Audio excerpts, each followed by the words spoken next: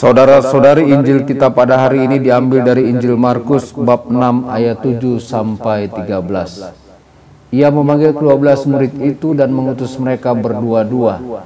Ia memberi mereka kuasa atas roh-roh jahat dan berpesan kepada mereka supaya jangan membawa apa-apa dalam perjalanan mereka kecuali tongkat, roti pun jangan, bekal pun jangan, uang dalam ikat pinggang pun jangan. Boleh memakai alas kaki tetapi jangan memakai dua baju. Katanya selanjutnya kepada mereka, kalau di suatu tempat kamu sudah diterima dalam suatu rumah, tinggallah di situ sampai kamu berangkat dari tempat itu.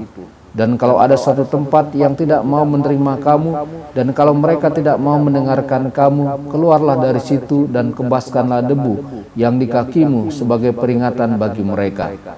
Lalu pergilah mereka memberitakan bahwa orang harus bertobat, dan mereka mengusir banyak setan dan mengoles banyak orang sakit dengan minyak dan menyembuhkan mereka. Demikianlah sabda Tuhan. Terpujilah Kristus.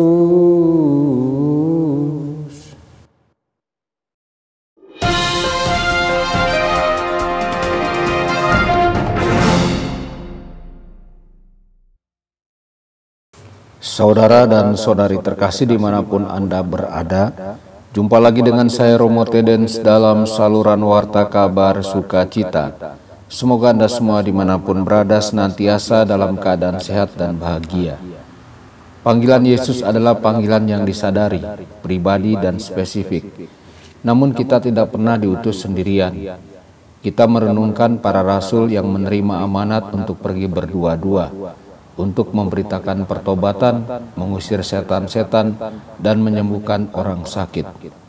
Dalam kebaruan misi mereka, 12 rasul menemukan kekuatan dalam menjalankan otoritas dan karunia-karunia mereka dengan dukungan seorang rekan.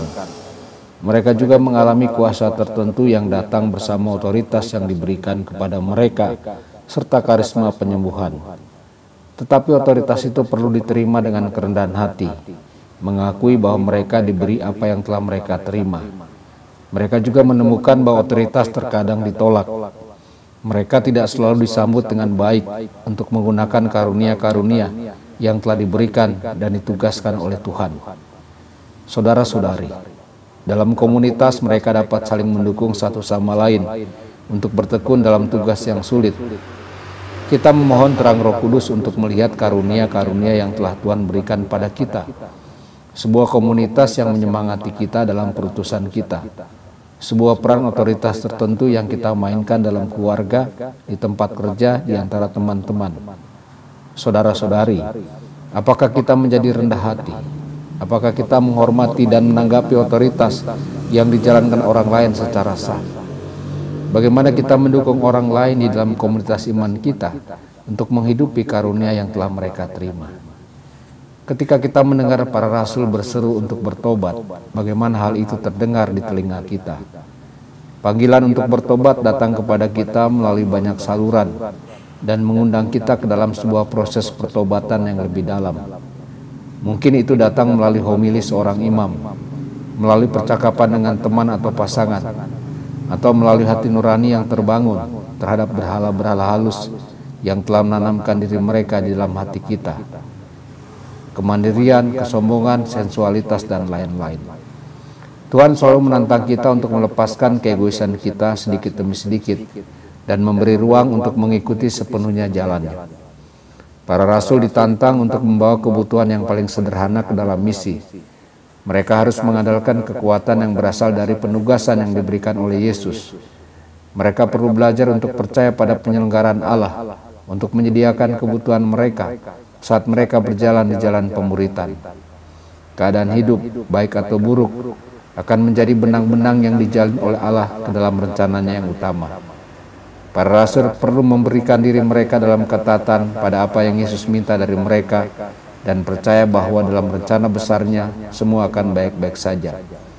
Yesus tidak takut akan hal yang sama seperti yang kita takuti.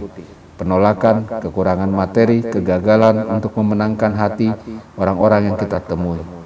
Dia bekerja melalui hati yang tulus dari seorang murid yang rendah hati dan berserah. Tuhan Yesus memberkati dan menyertai Anda semua. Sabda Allah adalah kebenaran,